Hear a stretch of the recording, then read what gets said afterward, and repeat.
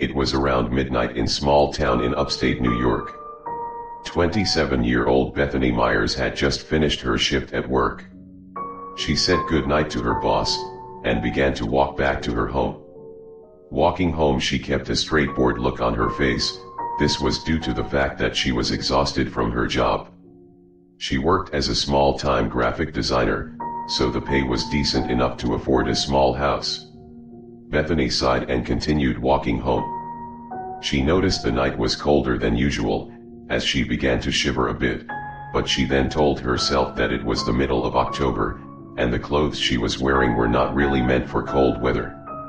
She was wearing short pants with a white sleeveless shirt that she had bought at Walmart for at least $9. She continued walking down the narrow sidewalk, until she could start to see her house coming into view. Bethany then stopped at the sound of a noise. She wasn't easily startled, but it was probably due to the silence of the night. She didn't live in a very busy neighborhood, and not many cars passed by, so abrupt noise weren't common. Bethany herself did not own a car, due to the fact that she didn't need one, as her job was quite close to where she lived. She turned around to see what the noise was. Out of curiosity, she found out what it was. A raccoon digging in the trash.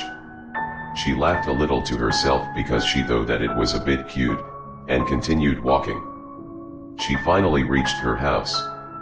Checking her watch almost randomly, she saw it was around 12:20 a.m. Yawning a bit, she opened the door to her house, and closed it, locking it behind her.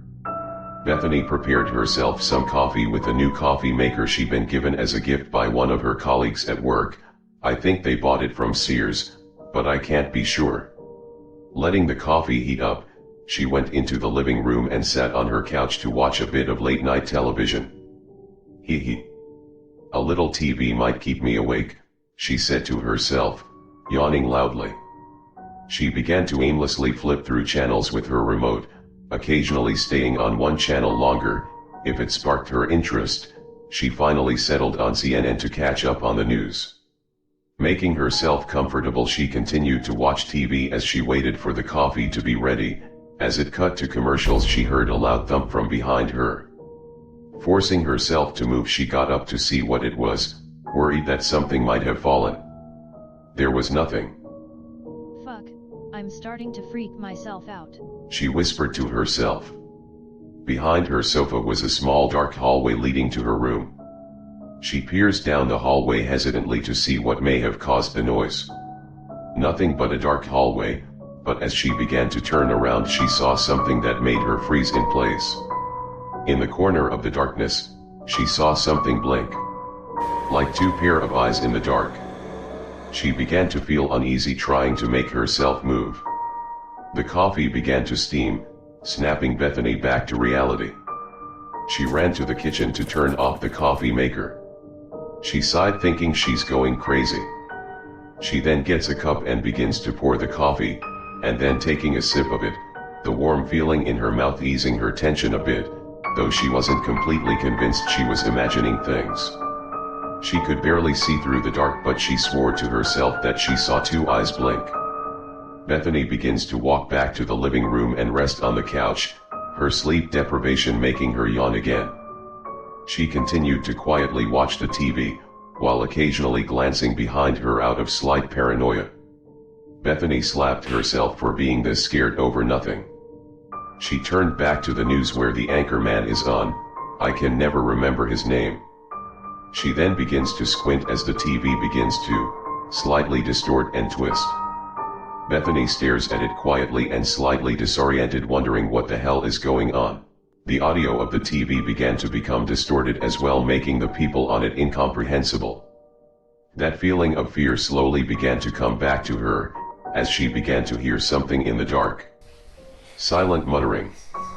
She listened but couldn't make out any words, just guttural whispers, that sounded like a young boy. Bethany begins to shudder uncontrollably, coming to the conclusion that there is someone in her house. She slowly begins to get up off the couch, a small creak coming from her steps while making her way to the hallway.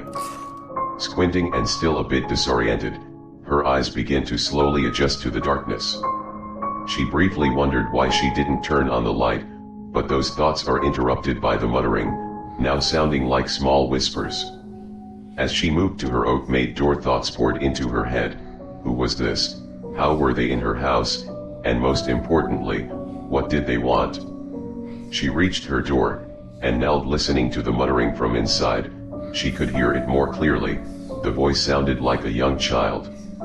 It muttered small guttural words to itself, things she couldn't understand. Then the door opened slightly, the oak making a small creaking noise. She froze, knowing the person in her house was right next to the door. Hesitantly she peered through the crack, trying to see something. There was nothing. It was at this moment she heard the whisper in her ear. She turned around swiftly to see an eye staring at her through the door crack by the hinges. She looked at it, petrified, as it continued to whisper. The eye was not normal, the sclera was jet black like a negative image. And the iris was a crimson red. Bethany slowly began to back away, as the eye continued to stare at her wide and wild.